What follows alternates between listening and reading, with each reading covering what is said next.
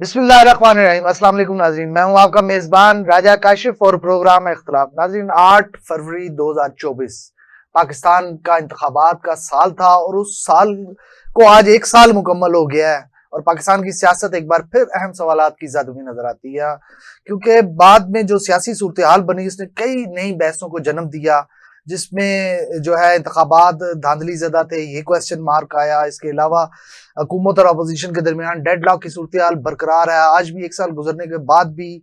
और उसके अलावा पीटीआई हुकूमत क्यों ना बना सकी, और अगर बनाती तो क्या हालात आज से मुख्तलिफ होते।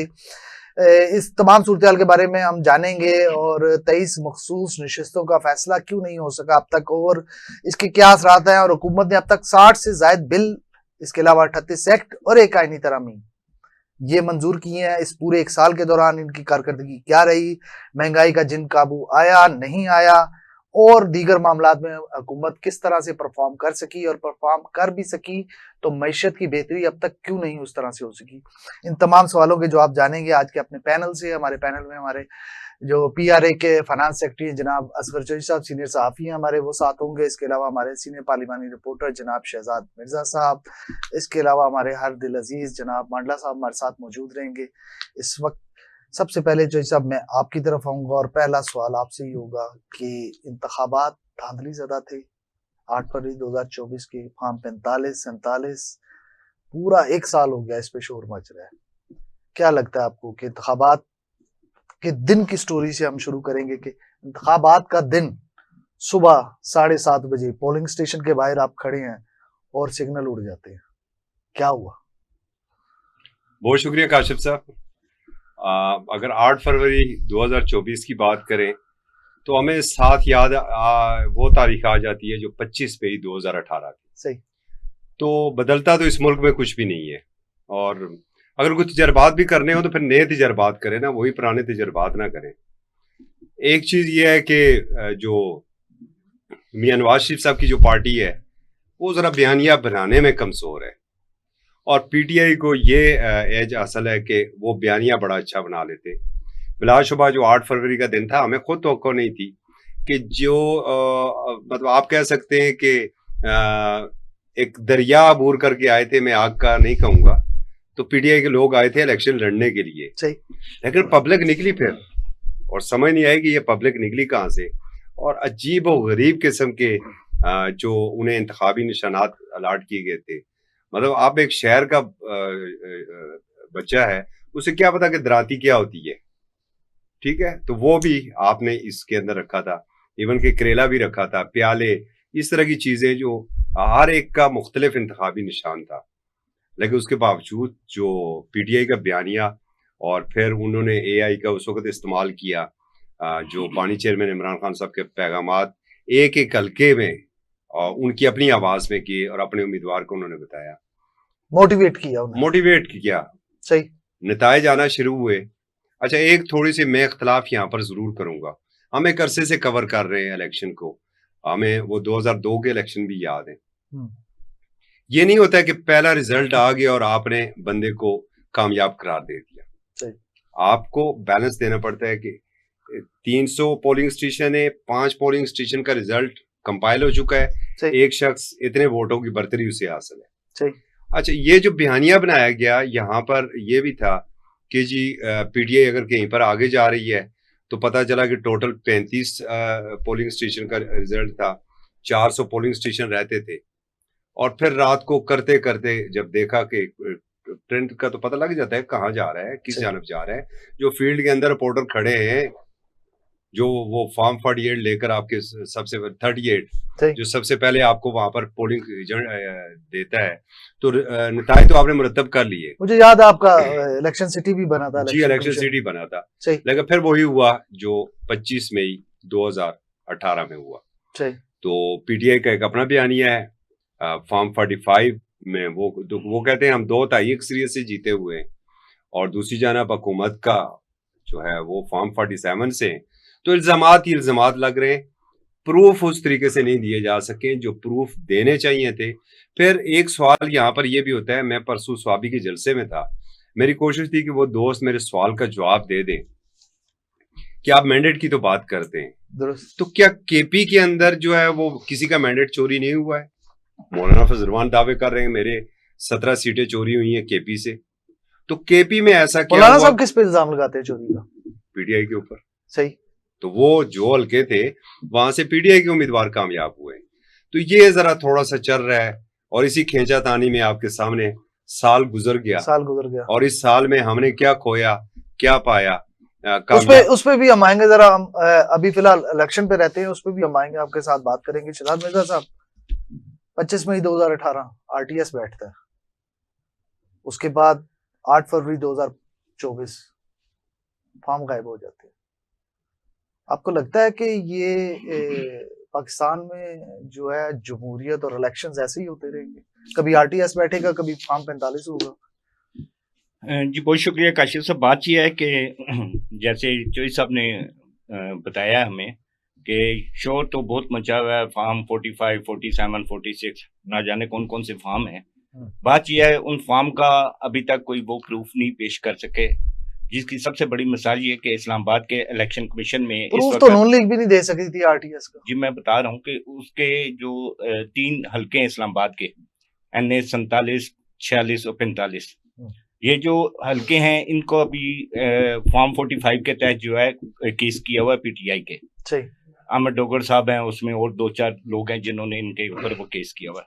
बात यह है कि उसकी अभी तक तकरीबन कुछ 37 समाअत हो चुकी हैं इलेक्शन कमीशन में, लेकिन इलेक्शन कमीशन में उनकी मुतअद्दिद समाअत में मैं खुद भी वहां पर मौजूद था रिपोर्टिंग के हवाले से, तो वो उसका जो फॉर्म 47 है वो खुद उसका कोई प्रूफ पेश नहीं कर सके। सही। बात यह है कि इल्जाम तो चलो हो सकता है कि 2-4 हल्कों में या किसी जगह पे फॉर्म 45 अदम दस्तयाबी की वजह से ना पहुंच सका हो, इलेक्शन कमीशन के पास ना पहुंच सका हो, लेकिन इलेक्शन कमीशन ने जिस वक्त ये 8 फरवरी को ये कंप्लीट हो गया था मामला सारा, तो वो सारी चीजें उन्होंने टेबल कर दी थी।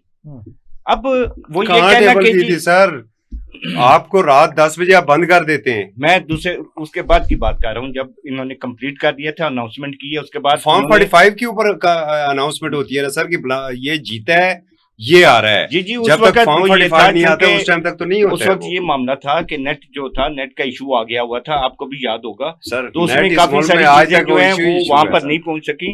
अलबत्ता चलें, अगर for the sake of argument हम इसको मान भी लेते हैं, तो अभी तक उन्होंने आज की तारीख तक 1 साल मुकम्मल हो गया है, अपोजिशन की कोई जमात, इवन के बड़ी जमात जो इस वक्त पीटीआई समझी जाती है, उसने भी इलेक्शन कमीशन में कोई चीज वो प्रूफ नहीं कर सके। यही वजह है कि उन्होंने इसको ट्रिब्यूनल की जो तब्दीली है उसके लिए प्रूफ कैसे करेगी पीटीआई जब उसका एक्सेस ही नहीं है सरकारी डॉक्यूमेंट्स? इस वजह से क्योंकि तमाशा भी इन्होंने ही लगाया था, और जो इनके सोशल मीडिया थे उसके ऊपर इन्होंने फॉर्म की भी तस्वीरें खुद ही लोड की थी, वो कहां से आई थी इनके पास? फिर वह बात वही करूंगा कि ठीक है वफाक में हो गया, पंजाब का आप रोना रो रहे हैं, तो केपीके में सारा इलेक्शन मुझे याद है कि तकरीबन 8 साढ़े 8 बजे का टाइम था। मैं खुद पीटीआई का जो ऑफिस है इस्लामाबाद का, उसके बाहर खड़ा था, उसके सामने बिल्कुल एक हल्का था, उसका रिजल्ट आता है पहले आधा घंटा पहले कुछ आता है, आधे घंटे बाद मैंने अपने चैनल के लिए वहां से लाइव एड दी थी।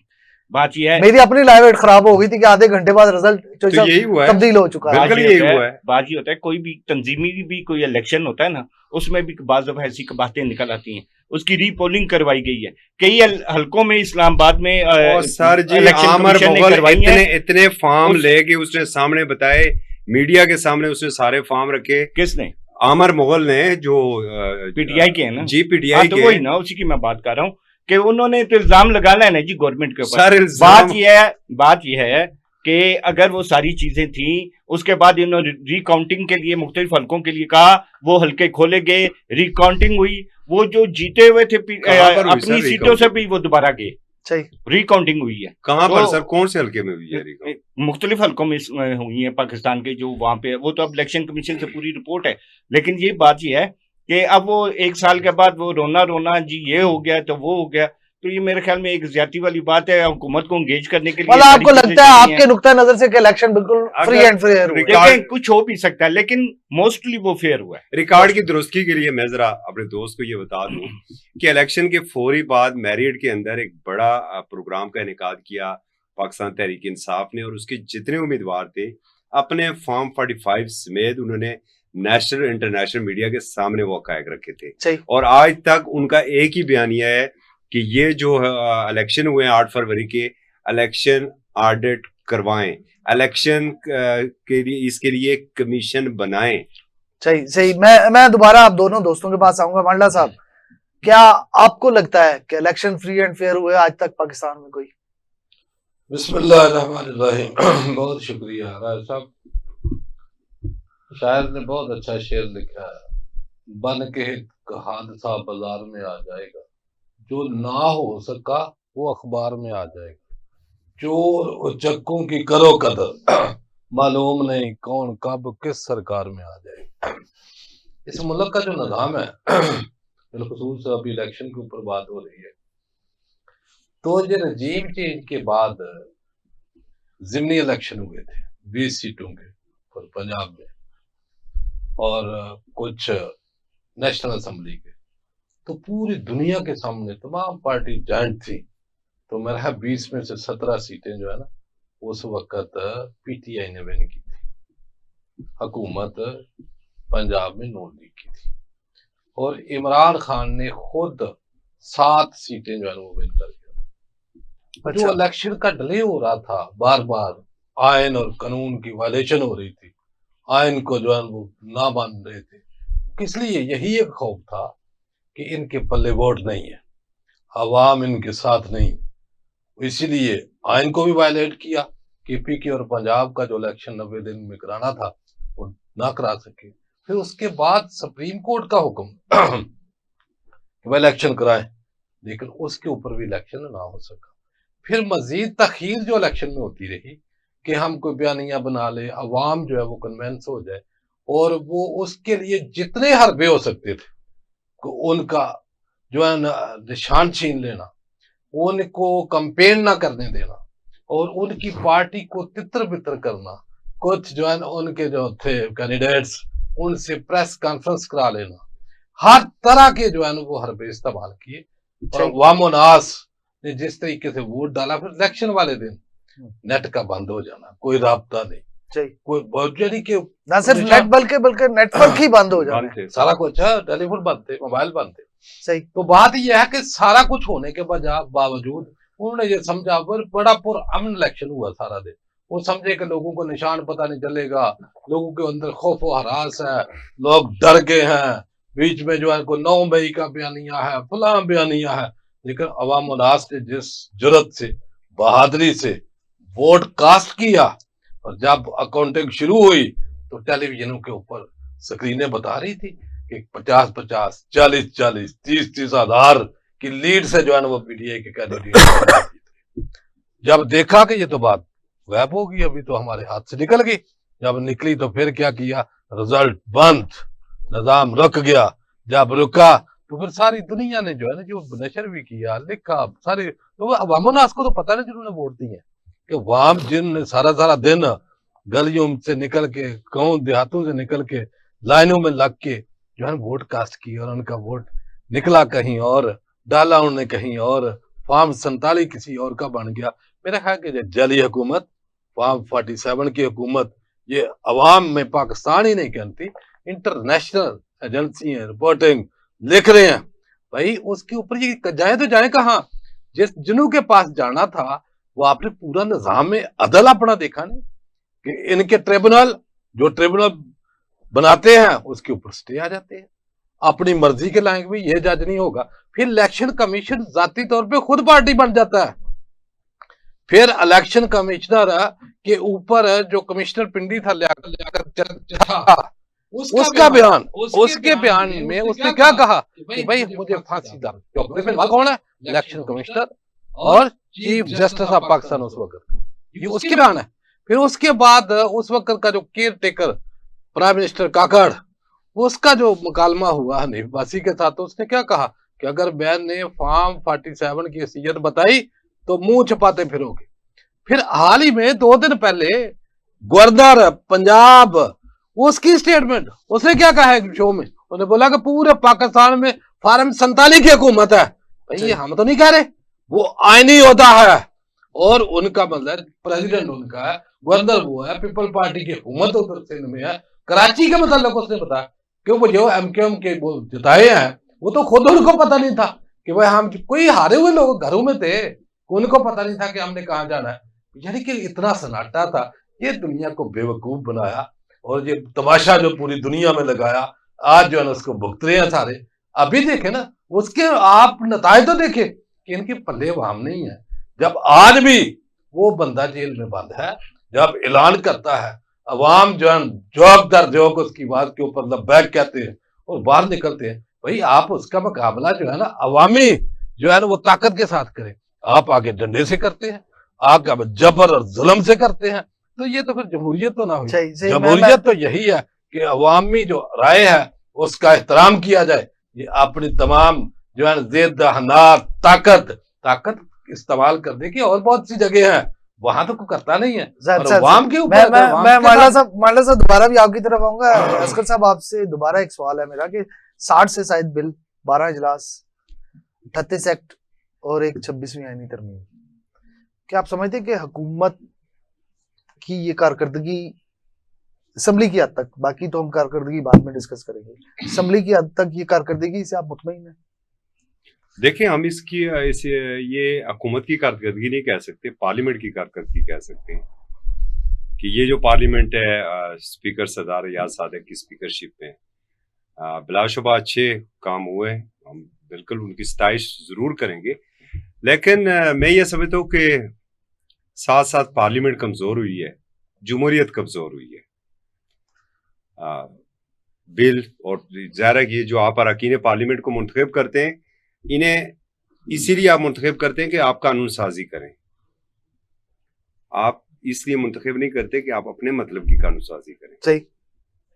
जब आपको जरूरत आई, आपने 26वीं आईनी तरमीम आप लेकर आ गए। कैसे लाई? आपके पास तो अक्सरियत ही नहीं है, और फिर आप फ्लोर क्रॉसिंग का ऑलरेडी आपका एक कानून मौजूद है, अक्सरियत भी नहीं है और सेनेट की भी आपकी मुकम्मल नहीं है, कोरम मुकम्मल। वही कह रहा हूँ ना कि फिर उठा, लेकिन 1/3 मेजॉरिटी तो ली ना साहब। सर नहीं, फिर वो बना ली गई है ना, बना ली जाती है। देखिए, जब नाक मरोड़ना हो ना इनका, तो फिर कुछ ना कुछ कर लिया जाता है। लेकिन मैं ये समझता हूँ कि पार्लियामेंट के ऊपर जो सबसे बुरा दिन जो था ना, जो हमारी भी ये 25 साल जो तिफले मकतबी है पार्लिमानी रिपोर्टिंग की, वो दिन था जब 8 सितंबर को पार्लियामेंट के अंदर कमरों में, स्टोर्स के अंदर अरकान पार्लियामेंट छुपे हुए थे। सही। और फिर उन अरकान पार्लियामेंट को पार्लियामेंट की बिल्डिंग के अंदर से, हालांकि जो पार्लियामेंट का जंगला जहां तक लगा हुआ है ना सर, ये डी चौक से उस तरफ, ये सारे इसका कस्टोडियन है स्पीकर कौमी असेंबली और चेयरमैन सेनेट। और पार्लियामेंट की एक अपनी सिक्योरिटी है। पार्लियामेंट के अंदर किसी MNA का कोई गार्ड, चाहे वो पुलिस से क्यों ना हो, कमांडो से क्यों ना हो, वो वेपन सामने नहीं रख सकता है। ये एक रूल्स ऑफ बिजनेस है। तो फिर वो अंदर से बंदे किस तरीके से उठाए गए, कैसे वो गिरफ्तार हुए, एक बहुत बड़े सवालिया निशान है। सवाल ये पार्लियामेंट के गेट से उन लोगों को गिरफ्तार। अब मतलब आप कहना चाहते हैं कि पाकिस्तान की जो तारीख है, पार्लिमानी तारीख है, उसमें ये स्यातरीन दिन ऐसा वाकया आपकी नजरों से अपनी भी 25 साल सहाफत में आपने, पार्लिमानी सहाफत में आपने कभी नहीं देखा? इसके साथ दूसरा देखें, जो इमरान खान साहब का दौर था ना, सही, मतलब फिस्तायत की इंतहा थी अपोजिशन के लिए, जीरो टॉलरेंस थी, ना सिर्फ अपोजिशन बल्कि मीडिया के लिए भी। मीडिया भी, लेकिन अपोजिशन बिलखसूस मुस्लिम लीग नून और पीपल्स पार्टी, सही, उनकी ये पॉलिसी थी कि इनको तो क्रैश कर देना। वो जैसे नहीं कहते कि कच्चा चबा जाऊं मैं, ये बात थी ना। लेकिन उसके बावजूद स्पीकर असद कैसर ने प्रोटेक्शन ऑर्डर जारी किए थे, लेट सही कहा, लेकिन किए थे। यहां पर आप देख लें कि चेयरमैन सेनेट ने प्रोटेक्शन ऑर्डर जारी किए चौधरी एजाज के, उन पर अमल नहीं हुआ और चेयरमैन ने चेयर करना छोड़ दिया। ये 3-4 इजलास हुए हैं, डिप्टी चेयरमैन कर रहा है। तो यहां से पार्लियामेंट कमजोर होती है। पीपल्स पार्टी इख्तिदार में तो नहीं है, लेकिन हुकूमती बेंचों के ऊपर बैठी हुई है। लेकिन जब पीका एक्ट आता है तो वही जो बड़ी दाई होती है आजाद मीडिया की, पीपल्स पार्टी भी हम देख रहे हैं कि जनाब उसके हक में वोट दे रही है। MQM जब भी हमारा प्रोटेस्ट होता है, आके सहाफियों के साथ खड़ी होती है, लेकिन वहां पर उसी लाइन में खड़ी है, सही। वो भी वोट दे रही है। तो पार्लियामेंट मजबूत नहीं हुई है, पार्लियामेंट कमजोर हुई है, बिल्कुल ठीक है। शहजाद मिर्जा साहब, आपको क्या लगता है कि हुकूमती कारकर्दगी जो रही है एक साल में पार्लियामेंट के हवाले से, सेनेट और कौमी असेंबली में, तो क्या लगता है आपको कि कितनी, क्या इसकी आपको लगता है कारकर्दगी बेहतर रही है देखें जी, पार्लियामेंट की हद तक? पार्लियामेंट की हद तक मैं जरूर बात करूंगा। बात यह है कि 100% तो खुद गवर्नमेंट भी नहीं मान रही ना कि हमारी कारकर्दगी बहुत बेहतर हो गई है या हमारी मैशत बहुत बेहतर हो गई है। वो भी यही कह रहे हैं कि हम मैशत की बेहतरी की तरफ जा रहे हैं और ऐसे इकदाम वाकई किए जा रहे हैं जिससे कि मैशत में बेहतरी आएगी। बाकी रह गया पार्लियामेंट की, जो आपने बात की है, पार्लियामेंट में आप देख लें, जब से ये हुकूमत बनी है अपोजिशन ने अपना कोई भी संजीदा किरदार अदा नहीं किया। जब भी कोई इजलास हुआ है, चाहे वो सेनेट का हुआ है या कौमी असम्बली का हुआ है, वो उनके एहतजाज, शोर शराबा, रिहा करो, मार दो, जला दो के अलावा और कुछ भी नहीं। आज भी कौमी असम्बली का 13वां इजलास जो था वो शुरू हुआ है। शुरू होते ही अभी तिलावत कुरान पाक के बाद वो कौमी तराना हुआ है, उसके बाद एहतजाज शुरू हो गया। बात यह है कि आप पहले दूसरे की बात सुने, देखें वो क्या कह रहा है क्या नहीं कह रहा, फिर आप एहतजाज करें ताकि आपके एहतजाज को एक वैल्यू मिले। वो ये ना कोई सोचे कि जी आज अब हमारे ख्याल में यही होता है, कौमी असम्बली का इजलास शुरू होना है, लो जी वहां पे शोर शराबा होगा और वही होता है। बात यह है कि जब तक पीटीआई खुद भी किसी संजीदगी के ऊपर बैठेगी नहीं, बात नहीं करेगी, अपने जो हलकों से अवाम के वोट लेके आए हैं अपनी अवाम के मसाइल हल करने के लिए, तो यार आप इसलिए आए हैं कि आप यहाँ पर आके एहतजाज करें। अलबत्ता हुकूमत की अगर कारकर्दगी के हवाले से, असम्बली के हवाले से बात की जाए, वो अपनी लेजिस्लेशन कर रही है, वो अपना जो भी काम है वो उसको उस तरीके से जो उसको आ रहा है वो कर रही है।